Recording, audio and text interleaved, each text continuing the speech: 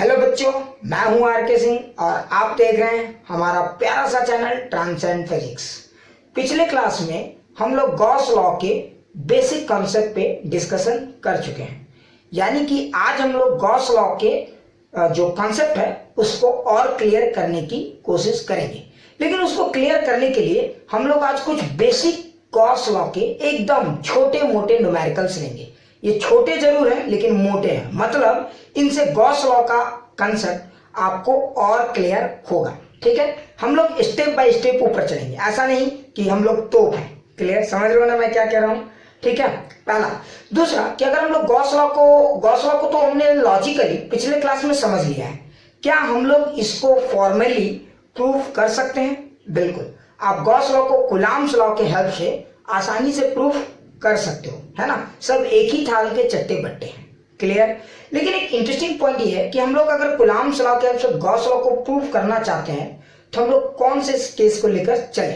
तो मैं आपको हमेशा कहता हूं हमें समझने से मतलब है, इसलिए हम लोग बेसिकली एक पॉइंट चार्ज को लेकर समझेंगे। ठीक है, तो हम लोग पॉइंट चार्ज में कूलॉम्स लॉ लगाएंगे, ठीक है, और उससे हम लोग गॉस लॉ को प्रूव करने की कोशिश करेंगे। उसके बाद हम लोग न्यूमेरिकल डिस्कशन में आगे बढ़ेंगे। ठीक है, तो चलिए, अभी हम लोग का मेन टारगेट ये है कि क्या हम लोग गॉस लॉ को प्रूव कर सकते हैं, यही हमारा। तो अगर आप पिछले क्लास में पढ़े होंगे तो गॉस लॉ में हमने क्या पढ़ा था? आपने पढ़ा था एकदम क्लियर, गॉस लॉ क्या कहता है? Net flux through any closed surface, कोई भी क्लोज सरफेस से जो नेट फ्लक्स होता है वो हमेशा charge enclosed by epsilon not होता है। यही हमने पढ़ा था पिछले क्लास में, है ना।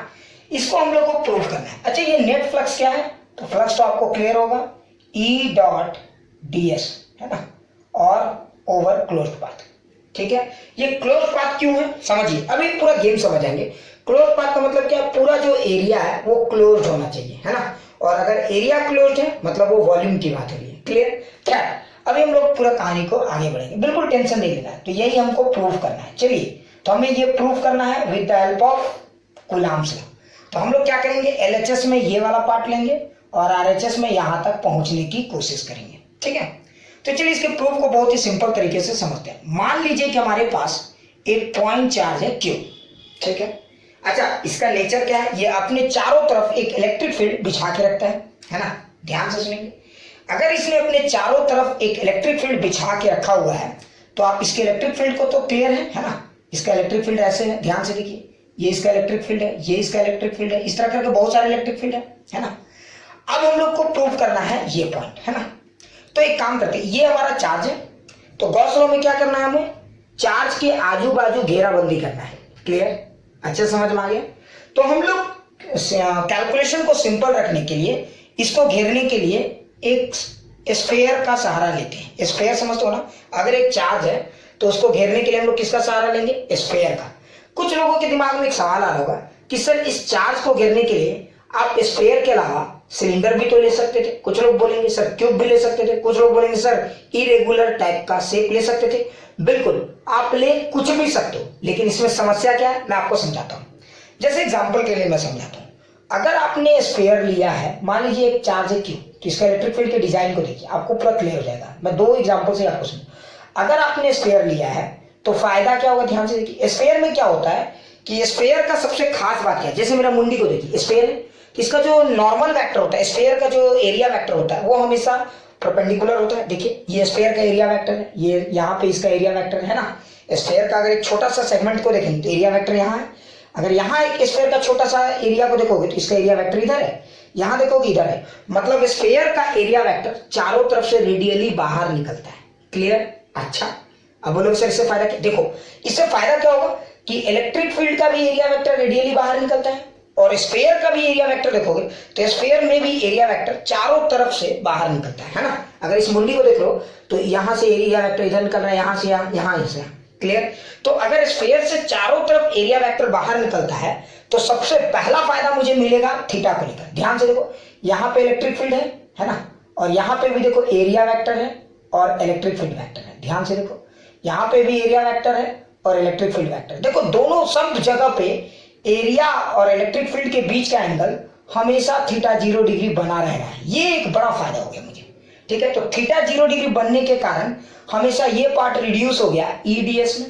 पहला फायदा देखो, तो पहला फायदा क्या हुआ, डॉट में, है ना, थीटा 0 डिग्री हर जगह पे बनेगा। क्लियर, अच्छे से समझ में आ गया ना, एकदम क्लियर। अच्छा, पहला फायदा तो मुझे ये मिला। दूसरा क्या फायदा मिला, अब देखो, अब मुझे इंटीग्रेशन सिर्फ इसका करना है, क्योंकि ये तो अब सिंपल में बदल चुका है। अगर अब मुझे इसका इंटीग्रेशन करना है तो अब सोचो दूसरा फायदा क्या मिला। अच्छा, अगर आपने रेडियस आर का स्फीयर लिया है तो एक बात बताइए, क्या हर जगह पे इलेक्ट्रिक फील्ड का मैग्नीट्यूड सेम होगा? बिल्कुल सेम होगा। सोचो क्यों? क्योंकि स्फीयर में यहां से आर दूरी पे इलेक्ट्रिक फील्ड निकालो, या यहां पे निकालो, यहां पे निकालो, या यहां पे, हर जगह इलेक्ट्रिक फील्ड के मैग्नीट्यूड सेम होगी। तो दूसरा फायदा मुझे ये मिला कि इलेक्ट्रिक फील्ड का मैग्नीट्यूड कांस्टेंट हो गया, है ना, तो ये भी बाहर निकल गया। तो अब मुझे सिर्फ किसका इंटीग्रेशन करना पड़ रहा है, एरिया का। समझ गए होगे मैं क्या कहना चाह रहा हूं। तो स्फीयर लेने का सबसे बड़ा फायदा ये है। लेकिन सोचो, स्फीयर की जगह अगर आपने कोई क्यूब लिया होता तो क्या होता, इमेजिन करो, एकदम पूरी चीजें क्लियर हो जाएगा। और ये 3-4 बार हम लोग डिस्कस करेंगे तो आपको सारी चीजें समझ में आ जाएगी। अगर एक क्यूब लेते, ये हमारा गॉसियन सरफेस है, ठीक है, हम यहाँ पे घेराबंदी कर दिए, देखना चाहते हैं कि यहाँ पे कोई असर है या नहीं, भूतहा असर है या कोई पॉजिटिव असर है, ये देखना चाहते हैं। अच्छा, अगर आप इलेक्ट्रिक फील्ड के डिजाइन को देखो तो आपको एक बात समझ में आएगा। इलेक्ट्रिक फील्ड का डिजाइन ध्यान से देखोगे तो आपको एकदम क्लियर कट दिखेगा। देखो, आप इस डिजाइन को देखो, है ना, ये इलेक्ट्रिक फील्ड का डिजाइन। आप यहाँ पे देखोगे तो देखो, इलेक्ट्रिक फील्ड और एरिया वेक्टर तो मैच कर गया, ये एरिया वेक्टर है और ये इलेक्ट्रिक फील्ड वेक्टर, ये तो मैच कर गया, यहाँ तक तो ठीक था। लेकिन आप अगर यहाँ पे देखोगे तो देखो, एरिया वेक्टर इधर है जबकि इलेक्ट्रिक फील्ड वेक्टर इधर है, मतलब थीटा बदल गया। तो यानी कि थीटा अलग हो जाएगा। मतलब अगर आप एक क्यूब लेते हो तो इलेक्ट्रिक फील्ड और एरिया वेक्टर हर जगह पे अलग अलग होगा। बोलो, क्लियर समझ में आ गया? फिर से समझाओ कि क्लियर हो गया, ठीक है। तो फिर से एक बार एक और पिक्चर से इलस्ट्रेट कर देता हूं। देखो, यहाँ पे एरिया वेक्टर इधर है, यहाँ इधर है, यहाँ इधर है ना। और अगर सोचो आपने एक चार्ज क्यों रखा तो उसका इलेक्ट्रिक फील्ड देखो ऐसे जाएगा, यहाँ ऐसे जाएगा, यहाँ ऐसे जाएगा। तो देखो, यहाँ 0 डिग्री है लेकिन यहाँ कुछ और है, मतलब यहाँ पे थीटा वेरिएबल है। तो इंटीग्रेशन में वेरिएबल को भी आपको सॉल्व करना पड़ता है ना। तो इससे घाटा हुआ कि नहीं हमें? पहला तो थीटा का घाटा हो गया, दूसरा और क्या घटा हुआ, देखो इलेक्ट्रिक फील्ड का मैग्नीट्यूड भी हर जगह पे अलग अलग है। सोचो कैसे, ध्यान से देखो, यहाँ पे इलेक्ट्रिक फील्ड ये डिस्टेंस कम है तो इलेक्ट्रिक फील्ड ज्यादा है, यहाँ पे ये डिस्टेंस ज्यादा है तो इलेक्ट्रिक फील्ड कम है। मतलब क्यूब के हर पॉइंट पे इलेक्ट्रिक फील्ड जो है, क्यूब के जो सरफेस में हर पॉइंट पे इलेक्ट्रिक फील्ड का मैग्नीट्यूड अलग अलग है। उससे मुझे एक ई का भी घाटा लग रहा है। मतलब ये हुआ कि अगर आपने स्फीयर लिया तो यहाँ पे आपको सिर्फ एरिया को इंटीग्रेट करना होगा, मतलब सिंगल इंटीग्रेशन, ये हम लोग कर सकते हैं, है ना। लेकिन सोचो अगर आपने क्यूब लिया तो आपको थीटा के साथ ध्यान रखना होगा, इलेक्ट्रिक फील्ड का भी और एरिया का भी, मतलब एक साथ 3-3 वेरिएबल का ध्यान रखना होगा। आपसे एक तो समझ नहीं रहा है, ठीक है, तो 3-3 सोचो कैसे करोगे, है ना। इसीलिए हम लोग हमेशा स्फीयर लेते हैं। क्लियर? अच्छा, तो कैलकुलेशन को आसान करना है। देखो, फिजिक्स का मेन ऑब्जेक्टिव है कंसेप्ट को क्लियर करना। कल समझ में आ रहा है ना, कैलकुलेशन को टफ करना कभी भी फिजिक्स का ऑब्जेक्टिव नहीं रहा है। क्लियर? तो इसीलिए हम लोगों ने क्या किया, एक स्फीयर ले लिया, ठीक है। गॉसियन सरफेस में आप कुछ भी ले सकते हो, कुछ भी। तो पहले आप लोग को जानना है इस चार्ज का घेराबंदी करना होगा। देखो, गॉस लॉ का सबसे पहला रिक्वायरमेंट क्या है, क्लोज सरफेस। तो अगर एक चार्ज है तो इसके चारों तरफ मुझे घेराबंदी करना होगा, है ना, चार्ज को क्लोज करना होगा एरिया से। क्लियर? तो अगर इस चार्ज को क्लोज करेंगे तो इसके लिए हमने क्या किया, एक गॉसियन सरफेस ड्रॉ कर दिया। ध्यान से देखो, ये हमारा गॉसियन सरफेस है, ठीक है, इसको हम लोग कहते हैं गॉसियन सरफेस। ये गॉसियन सरफेस है और चारों तरफ से क्लोज्ड है। मतलब अगर कोई सरफेस क्लोज्ड हो, क्लोज सरफेस क्या करता है, वॉल्यूम, है ना। तो ये एक स्फीयर है। क्लियर? तो गॉसियन सरफेस, क्लियर, या गॉसियन स्फीयर भी आप कह सकते। अब सोचो मुझे प्रूव करना है ये चीज, है ना। कुछ लोग बोलेंगे सर प्रूव करना आप कितना भटका देते हो। बिल्कुल टेंशन मत लो, एक एक चीजें इंपॉर्टेंट है, सबका अपना अपना प्रैक्टिकल मीनिंग है, ठीक है। अच्छा, अब सोचो मुझे प्रूव करना है ये चीज, मतलब मुझे एलएचएस से चलना है और आरएचएस में जाना है। क्लियर? यही मेरा मेन टारगेट है। तो देखो, एलएचएस में क्या कहता है, इलेक्ट्रिक फ्लक्स। देखो, ई डॉट डीएस का मतलब क्या हुआ, फ्लक्स, ठीक है। अच्छा, ई डॉट डीएस, देखो डीएस का मतलब क्या, छोटे छोटे एरिया से फ्लक्स, है ना। क्योंकि अगर इलेक्ट्रिक फील्ड हर जगह पे अलग अलग है तो आपको छोटा छोटा एरिया लेना पड़ता है और फिर टोटल फ्लक्स को क्या करना पड़ता है, जोड़ना पड़ता है ना। ये यूनिवर्सल है। लेकिन चूंकि गॉस लॉ में क्या करते हैं हम लोग, सरफेस को क्लोज्ड लेते हैं। ध्यान से समझना, सरफेस को क्या लेते हैं, क्लोज्ड, है ना। मैंने आपको बताया था चार दीवारी का एग्जांपल, चार दीवारी क्लोज्ड होना चाहिए, है कि नहीं। तो गॉस लॉ में जो सरफेस आप लेते हो वो चारों तरफ से क्लोज्ड होना चाहिए। क्लोज्ड स्फीयर, क्लोज्ड सिलेंडर, समझ में आ रहा है? ऐसा नहीं कि ओपन सिलेंडर ये वो, कुछ नहीं, क्लोज लेना है। ठीक है, तो आपने क्लोज ले लिया तो देखो ये साइन, देखो इस तरह का साइन का मतलब रिप्रेजेंट होता है क्लोज सरफेस। ठीक है, तो अगर आपने ऐसा दे दिया तो सिर्फ एक किसी भी सरफेस का फ्लक्स हो सकता है। ठीक है, इसका मतलब कोई भी सरफेस हो सकता है, ओपन सरफेस, क्लोज सरफेस। लेकिन अगर आपने ऐसा दे दिया मतलब पक्का ये क्लोज सरफेस का, मतलब इस तरह का साइन का मतलब हो गया ये स्फीयर का हो सकता है, स्फीयर क्लोज होता है, या फिर सिलेंडर का हो सकता है जिसमें चारों तरफ से पैक है, या फिर क्यूब हो सकता है जो चारों तरफ से पैक है, इस तरह का। लेकिन अगर आपने सिर्फ ऐसा लिखा मतलब ये कोई एक प्लेन सरफेस भी हो सकता है, ऐसा वाला। ठीक है, हाँ समझ में आ रहा है ना? या कोई क्यूब का सरफेस हो सकता है लेकिन उसमें से एक दो एरिया गायब है। क्लियर? तो ये जो सिंबल है ये बेसिकली बताता है क्लोज सरफेस। ये देखो क्लोज्ड, ठीक है, क्लोज्ड है ना? यहां तक क्लियर हो गया? अच्छा, चलिए अब हम लोग आगे कहानी को बढ़ाते हैं। ठीक है, तो ये गॉस लॉ क्या कहता है कि electric flux through close surface, किसी भी क्लोज सरफेस से जो इलेक्ट्रिक फ्लक्स होता है वो charge enclosed by epsilon not होता है। चलिए सर ये तो हम समझ रहे हैं, लेकिन हमें तो प्रूव करना है। बिल्कुल बिल्कुल, तो चलिए अब हमको यहीं से कहानी को आगे बढ़ाना है। तो सबसे पहले हम लोगों ने क्या किया, ध्यान से देखिए, इस सरफेस को देखिए, ये हमारा एक पॉइंट चार्ज है और रेडियस आर का, ये पॉइंट चार्ज है और रेडियस आर का एक गॉसियन सरफेस हमने ड्रॉ कर दिया। ठीक है, इसका रेडियस क्या लिया हमने, आर। ठीक है, अब हम लोग ये देखेंगे।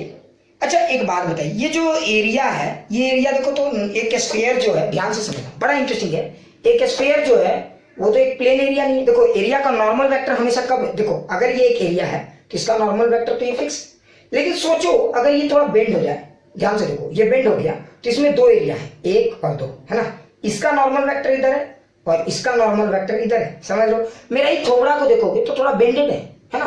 तो यहाँ पे अगर देखोगे तो नॉर्मल वेक्टर इधर है, लेकिन अगर यहाँ देखोगे तो नॉर्मल वेक्टर इधर है ना? मैं क्या कहना चाह रहा हूँ, मुंडी को ही देखो, बेंड है।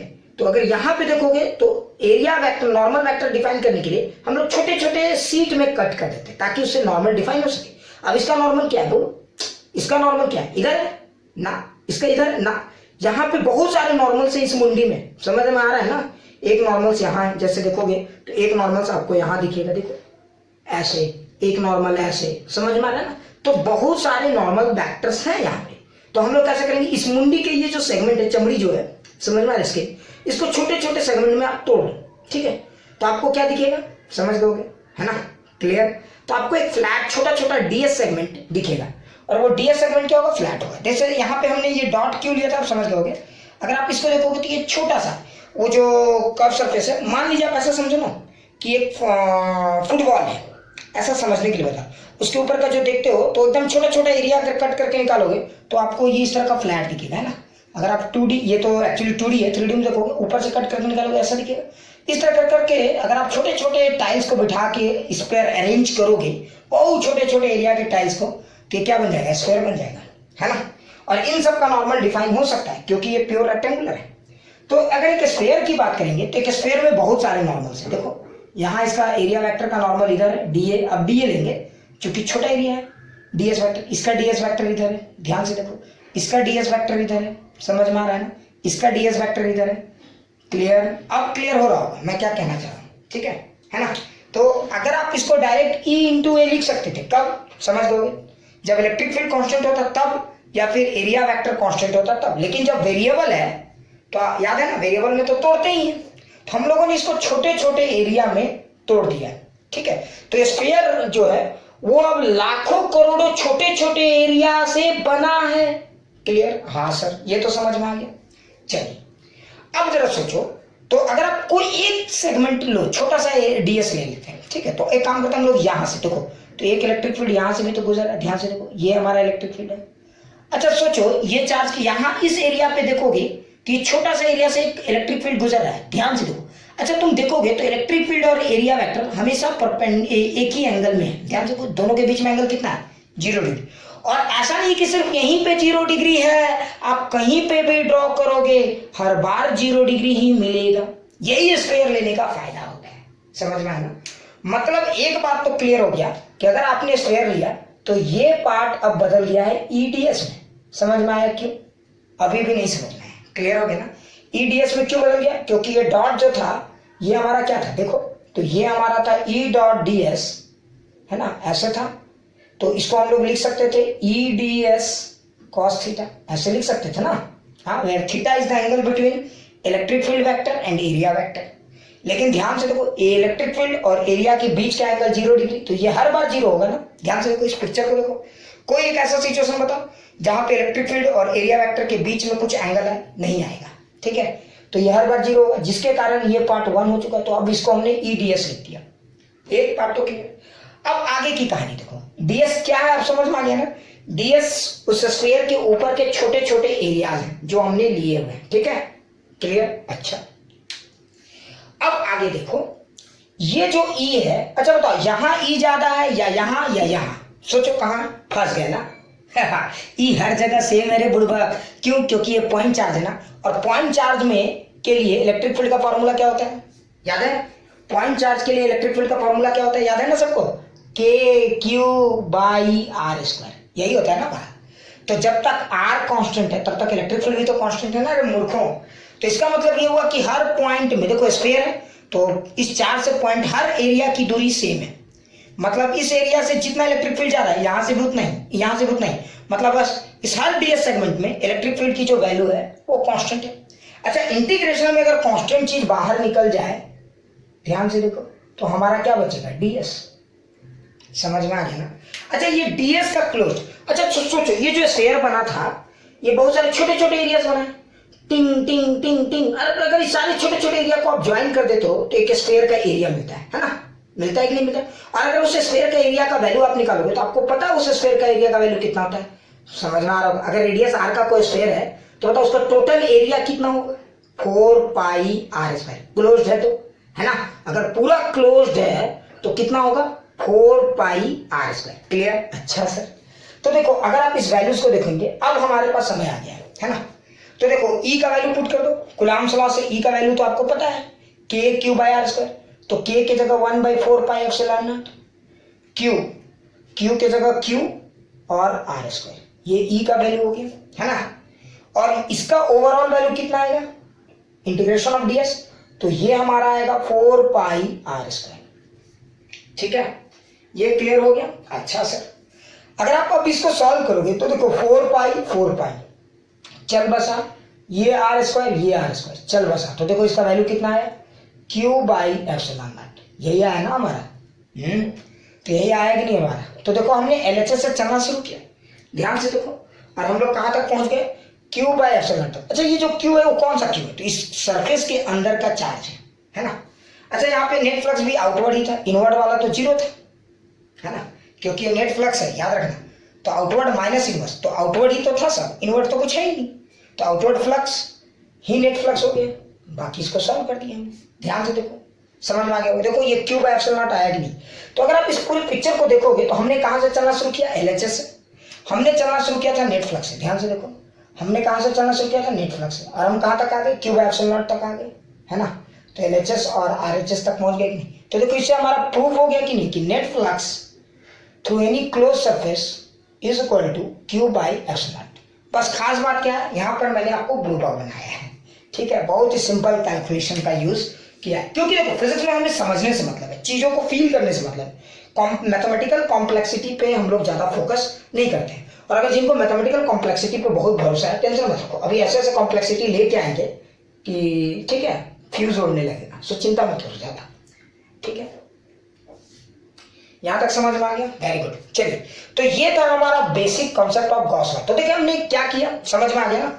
कूलम्ब्स लॉ के हेल्प से गॉस लॉ को प्रूव कर दिया, कूलम्ब्स लॉ का इशारा लिया, है ना, ई का वैल्यू कूलम्ब्स लॉ के हिसाब से डिसाइड कर लिया। और हमने एलएचएस से शुरू किया, नेट फ्लक्स, और आरएचएस तक गए क्यू बाई एप्सिलॉन नॉट। तो कूलम्ब्स लॉ के हेल्प से देखिए हमने कूलम्ब्स लॉ का कहां यूज किया, इलेक्ट्रिक फील्ड का फॉर्मूला पुट करने में यूज किया ही नहीं।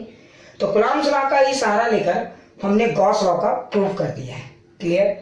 अच्छे से समझ में आ गया ना। जरा ध्यान से देखिए इस पिक्चर को। ठीक है, तो अभी हम लोग बहुत ही बेसिक न्यूमेरिकल एनालाइज करेंगे। इन न्यूमेरिकल को सॉल्व करने का मेन मकसद ये होगा कि आपको गॉस लॉ का कंसेप्ट पूरी तरह से क्लियर हो जाए। ठीक है, ये बहुत ही बेसिक लेवल के न्यूमेरिकल है। तो चलिए शुरू करते हैं। जैसे आप खुद आंसर देंगे, क्वेश्चन नंबर 1 से एकदम स्टार्ट करते हैं। ठीक है, हाँ, तो देखिए पहला क्वेश्चन क्या है, मान लीजिए कि हमारे पास 3-4 चार्जेस है, Q1, Q2 माइनस Q3 और एक है हमारे पास Q4, ठीक है। और मैंने क्या किया, एक इस तरह से, ठीक है, ये हमारे पास 4 चार्जेस हैं, ध्यान से सुनना, कितने चार्जेस हैं, 4, ठीक है, एकदम क्लियर। अच्छा सर, देखो, और हमने क्या किया, एक गॉसियन सरफेस यहां पे ड्रॉ कर दिया, ठीक है, ये हमारा गॉसियन सरफेस है। अब आपको ये बताना है कि, ध्यान से सुनो, क्वेश्चन नंबर 1 का पार्ट ए, आपको ये बताना है इन फ्लक्स, जो फ्लक्स इन कर रहा है इसमें, इस सरफेस के थ्रू, जो इलेक्ट्रिक फील्ड इस क्लोज सरफेस, ये क्लोज सरफेस है, तो जो इलेक्ट्रिक फील्ड इस सरफेस में इन कर रहा है वो कौन से चार्ज पर डिपेंड करता है, ठीक है। तो इन फ्लक्स डिपेंड्स ऑन कौन सा चार्ज, ठीक है, depends on. Question number B, out flux depends on, out flux किस पर डिपेंड करता है, जरा सोचिए और आंसर दीजिए, ठीक है। Question number C, net flux, out minus in, net का मतलब क्या होता है, आउट माइनस इन, है ना। नेट फ्लक्स डिपेंड्स ऑन, बताइए ये किस पर डिपेंड करता है ना। तो जरा ध्यान से देखिए इस क्वेश्चन को, समझ गए। चलिए, तो सॉल्यूशन आ गया होगा बहुत लोगों का आंसर। याद है मैंने पिछले क्लास में ही आपसे डिस्कस किया था कि जो इनफ्लक्स होता है वो सारे चार्जेस पर डिपेंड करता है, तो influx depends on all charges. Influx किस पर डिपेंड करता है, सारे चार्जेस पर। क्लियर, अच्छे से देखिए। अच्छा सर, अच्छा एक बार बताइए, इनफ्लक्स क्लियर हो गया ना। हाँ, दूसरा देखिए, आउटफ्लक्स किस पर डिपेंड करता है। तो याद कीजिए, मैंने पिछले क्लास में एकदम क्लियरली समझाया कि आउटफ्लक्स भी सब पे डिपेंड करता है, मतलब यहाँ पे जो फ्लक्स इन हो रहा है वो सब जिम्मेदार है, ये, और जो आउट हो रहा है उसके लिए भी सब जिम्मेदार है, तो ऑन ऑल चार्जेस। लेकिन लास्ट वाले सवाल को जरा ध्यान से देखिए, नेट फ्लक्स डिपेंड्स ऑन, मतलब इसमें से आउट माइनस इन जो नेट है उसके लिए कौन जिम्मेदार है, तो ध्यान से देखिए, उसके लिए सिर्फ वही जिम्मेदार होते हैं जो उस गॉसियन सरफेस के अंदर है। तो ये हमारा जो ब्लैक वाला जो सरफेस है, ये गॉसियन सरफेस है, इसके अंदर हमारा कौन सा चार्ज है, तो ध्यान से देखिए, तो depends on Q2 minus Q3, तो ये हमारा आंसर हो गया। समझ में आ गया होगा, ये एकदम बहुत ही बेसिक सवाल था, क्लियर हो गया। ये एकदम थ्योरी से ही हमने क्लियर किया हुआ है, इसलिए इस पे मैंने बहुत ज्यादा फोकस नहीं किया। अच्छा, समझ में आ गया। अच्छा, क्वेश्चन नंबर 2 देखिए, क्वेश्चन 2, ठीक है। अब ये तो क्लियर हो ही गया है, हम लोग अब 2 पार्ट को देखेंगे, ठीक है। तो क्वेश्चन नंबर 2 को एनालाइज करते हैं हम लोग। अच्छा, क्वेश्चन नंबर 2 देखिए, ठीक है, ये हमारा 2 है ना। तो अगर आप क्वेश्चन 2 को एनालाइज करेंगे तो पूरा खेल समझ में आ जाएगा। जैसे देखिए, इसको मान लीजिए कि हमारे पास यहाँ पे चार्ज है +1 माइक्रोकूलम, +1 माइक्रो, दिख नहीं रहा है क्या, छोटा लग रहा है, अच्छा ठीक है, +1 माइक्रोकूलम एक चार्ज, ठीक है। यहाँ पे कुछ ज्यादा ही बड़ा हो जाता है ना, तो एक काम करते हैं, ठीक है, छोटा सा ये, ठीक है, ये एक चार्ज है, इसकी वैल्यू है +1 माइक्रोकूलम, +1 माइक्रोकूलम, ठीक है, क्लियर दिख रहा है सबको। अच्छा, हाँ, एक और चार्ज है यहाँ पे हमारे पास, इसकी वैल्यू है +2 माइक्रोकूलम, वेरी गुड सर। एक और चार्ज है हमारे पास, या इसकी वैल्यू है -3 माइक्रोकूलम। ध्यान से सुनिए सवाल को। अच्छा, जरा लॉजिक समझिए, ध्यान से देखना, ये सवाल समझ गया, एकदम बेसिक सवाल करा रहा हूं मैं आपको, ताकि आपको गॉस लॉ का कंसेप्ट क्लियर हो जाए। एकदम चिंता नहीं करना, एकदम चिंता नहीं करना, चिंता और चिता एक जैसा है, ठीक है। इस 3 है, एक और दे देते हैं ताकि मन लगाने, +4 माइक्रोकूलम। आप इस तरह से मन लगाने के लिए कुछ भी ले सकते हो, है ना। अच्छा देखो, मैंने यहाँ पे क्या किया, दो गॉसियन सरफेस ड्रॉ किया, ठीक है। तो देखिए, this is Gaussian surface number 1, देखिए ये हमारा गॉसियन सरफेस 1 है, ये हमारा गॉसियन सरफेस 1 है, ध्यान से देखिए, गॉसियन सरफेस 1 है, ठीक है। ऐसे इस इलाके में 4 चार्जेस हैं, लेकिन मैं इसमें से नेट फ्लक्स कंसीडर करना चाहता हूं, इस सरफेस से, ठीक है, ध्यान से सुनिए। और एक और हमारा गॉसियन सरफेस है, ये वाला, ठीक है, ये वाला है हमारा गॉसियन सरफेस 2, क्लियर है। अब आपको बताना है what is the net flux through Gaussian surface 1। Net flux, point को समझे, नेट फ्लक्स, मैंने नहीं बोला है इन, मैंने नहीं बोला है आउट, ध्यान से सुनिए, मैंने बोला है नेट फ्लक्स। तो इस सरफेस से निकलने वाला नेट फ्लक्स क्या होगा, क्लियर है, क्वेश्चन सबको समझ में आ गया।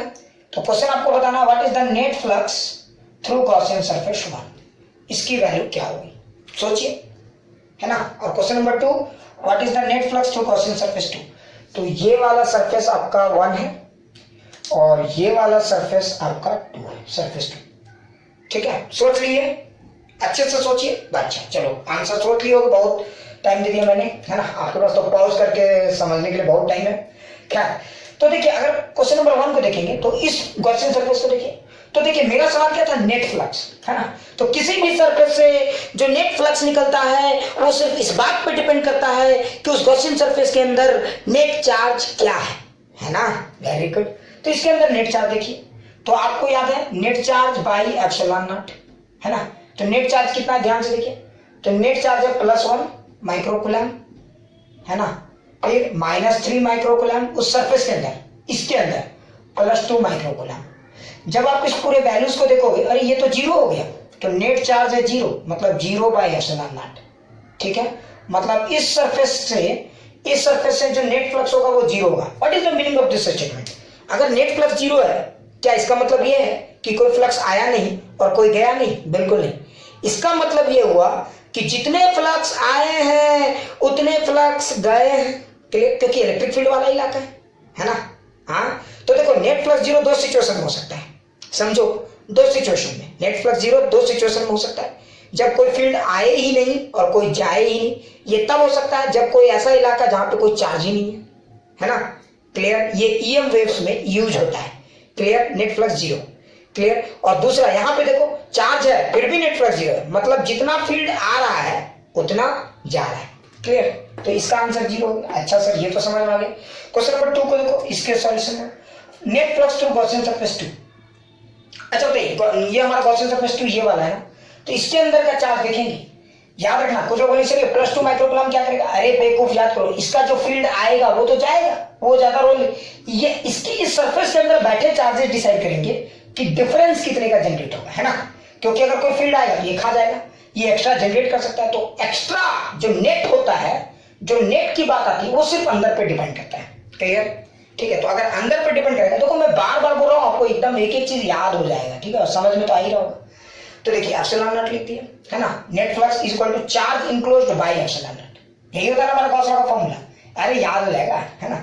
तो net flux is equal to charge enclosed by epsilon naught, तो इसके अंदर का चार्ज इनक्लोज्ड देखिए, तो अगर आप चार्ज इनक्लोज्ड देखेंगे तो +1 माइक्रोकूलम, -3 माइक्रोकूलम, +4 माइक्रोकूलम, यही होगा हमारा नेट चार्ज, है ना। अगर आप इसको सॉल्व करेंगे तो देखिए कितना आएगा, 4 + 1 5 -3, तो that is basically 2 microcoulomb bye epsilon not. So this is the net flux. अब आप चाहो तो वैल्यूज पुट कर लो, या आपकी मर्जी के, माइक्रो के जगह 10⁻⁶ पुट कर लो, SI यूनिट बदल लो, जो करना है करो, कंसेप्ट तो यही है। क्लियर, अच्छे से समझ में आ गया ये क्वेश्चन। तो देखिए क्वेश्चन नंबर 2 मैंने समझा दिया। अगर आप क्वेश्चन नंबर 3 को देखेंगे तो ये बहुत ही लाजवाब क्वेश्चन है और बहुत ही काम का क्वेश्चन है, एकदम आता है, इस पे हर एग्जाम में सवाल आ चुके हैं, ऐसा कोई एग्जाम नहीं जिसमें ये इतना बेसिक कंसेप्ट का सवाल नहीं आया, इसलिए क्वेश्चन नंबर 3 को थोड़ा सा अच्छे से एनालाइज करेंगे। ठीक है, क्वेश्चन 3 को देखिए, एकदम फील आ जाएगा क्वेश्चन नंबर 3, ठीक है, इसको एकदम फील करेंगे हम लोग, है ना। तो क्वेश्चन 3 को देखिए, आपको एक एक चीजें क्लियर हो जाएगा।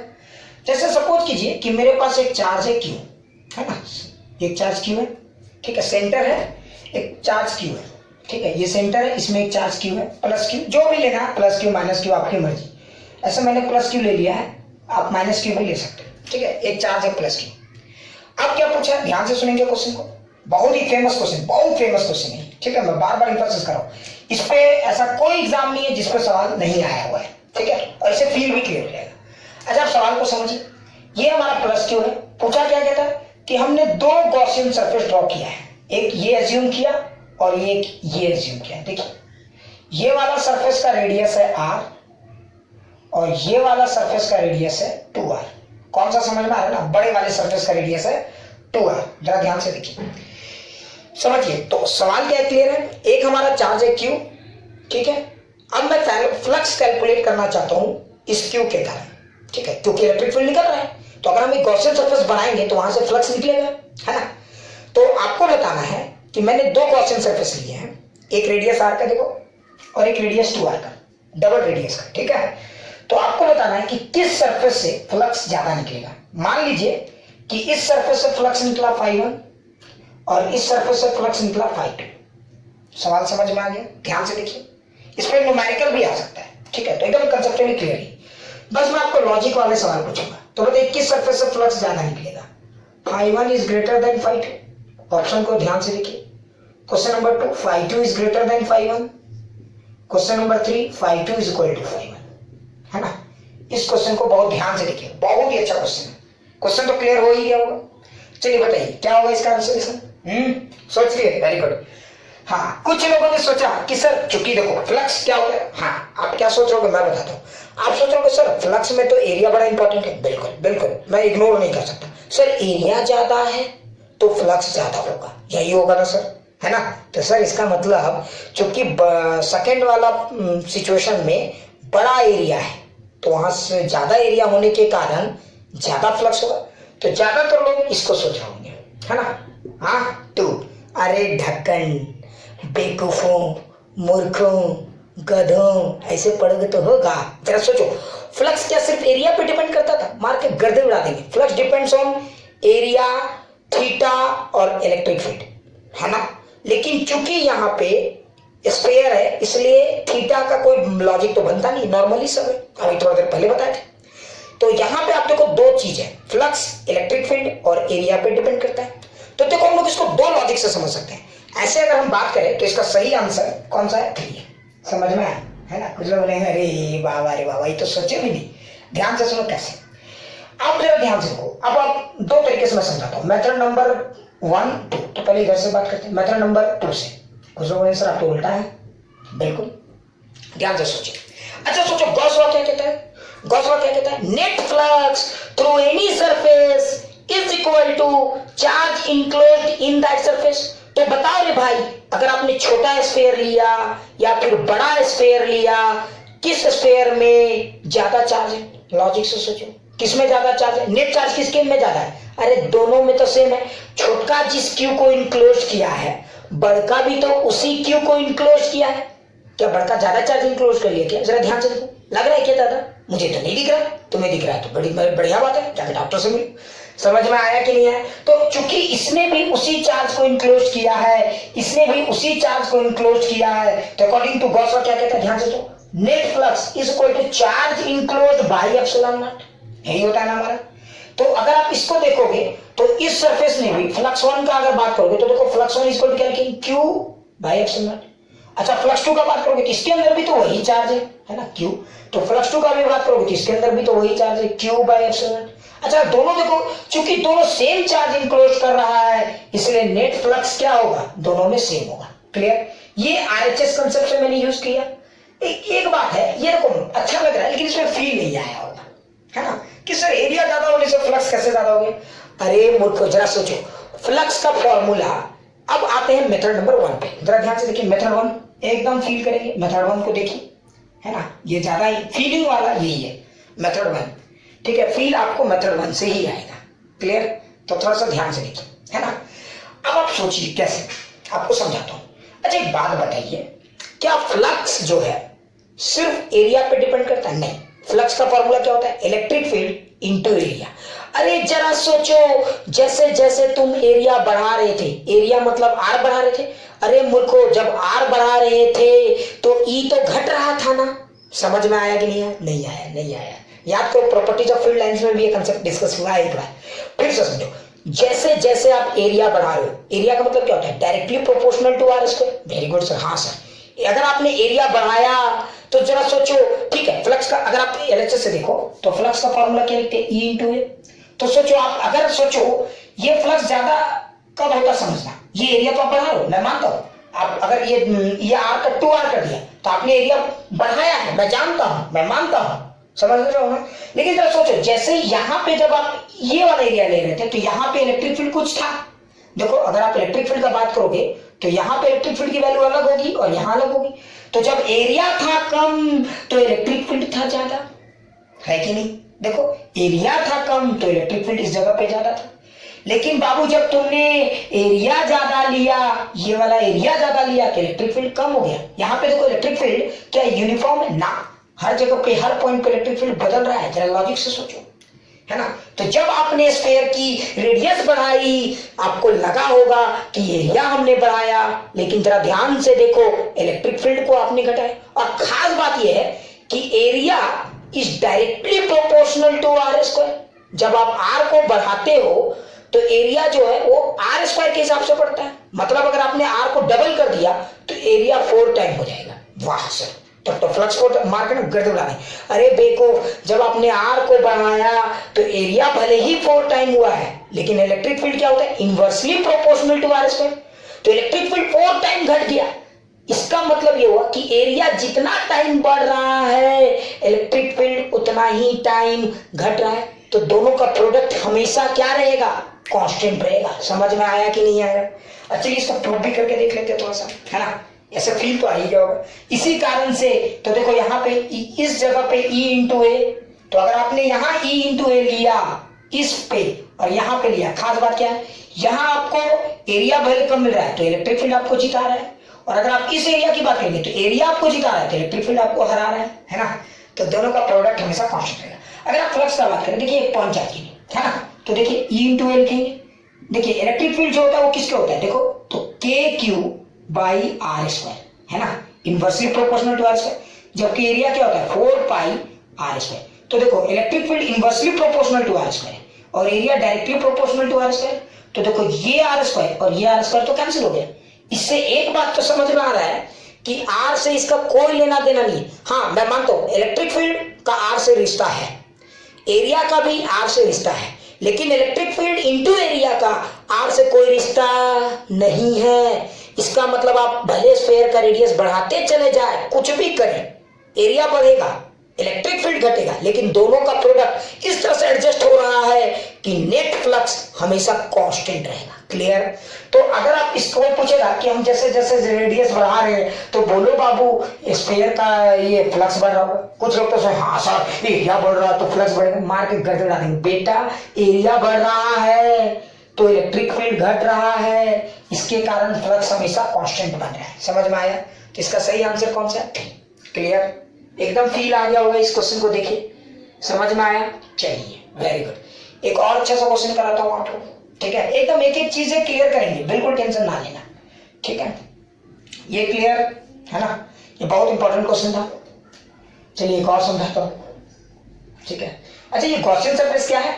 ये वो सरफेस है जो हमने खुद एज्यूम किया है ना? कहीं कोई हादसा होता है तो पुलिस वाले लोग क्या करते हैं, उसके आगे ये बिछा देते हैं ना टेक, ये वो इलाका है जहां पे कोई नहीं आएगा, है ना? आएगा तो मेरे रिकॉर्ड में आएगा और जाएगा। वैसे ही गॉसियन सरफेस, ये आपके ऊपर डिपेंड करता है कि आप कैसा लेते हो, ठीक है? लेकिन चलिए मैंने समझाने के लिए स्फीयर लिया, और क्यों स्फीयर लेते हैं इसका एक प्रोटोकॉल भी क्लियर है ना? चलिए आगे बढ़ते हैं। अब एक और अच्छा सा क्वेश्चन एनालाइज करते हैं, देखते हैं आप लोग समझ पाते हो नहीं, ठीक है? ये क्वेश्चन को देखिए, क्वेश्चन नंबर 4, ठीक है? इससे आपका और कंसेप्ट क्लियर होगा। एकदम बेसिक क्वेश्चन का बात करेंगे। देखिए मान लीजिए एक पॉइंट चार्ज हमारा Q, एक और पॉइंट चार्ज हमारा Q, ठीक है? अगर आपने यहां पे एक स्फीयर लिया और यहां पे आपने एक क्यूब लिया, देखिए दो अलग अलग सरफेस है ना, दो अलग अलग है, ये दोनों अलग अलग सिचुएशन है, ठीक है? इससे फ्लक्स हुआ फाई और φ1 और इससे भी फ्लक्स हुआ φ2। बताइए किस सरफेस से फ्लक्स ज्यादा होगा? ठीक है, इसका रेडियस है ए और इसका साइड है ए, बताइए किससे फ्लक्स ज्यादा होगा? सोचिए।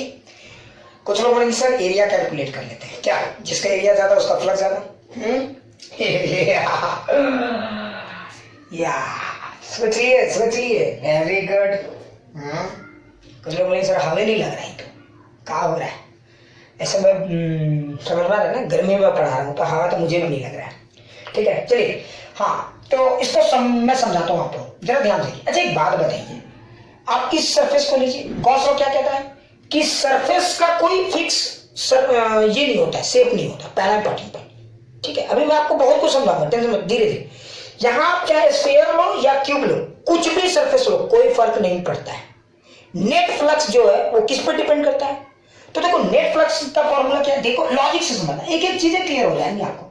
नेट फ्लक्स का फॉर्मूला क्या है? E डॉट ds, ध्यान से सुनना, उसके ऊपर ये है नेट फ्लक्स, ये इज इक्वल टू क्या होता है? Q by epsilon not. अच्छा अगर आप इसका देखो तो इस सरफेस के अंदर ये भी क्लोज सरफेस है और ये क्यूब भी क्लोज सरफेस है, तो इसके अंदर भी चार्ज Q ही है और इसके अंदर भी चार्ज Q ही है, मतलब दोनों से जो नेट फ्लक्स होगा वो सेम होगा। ना किसी से ज्यादा होगा ना किसी से कम होगा। सवाल क्या था कि किससे ज्यादा होगा और किससे कम होगा, है ना।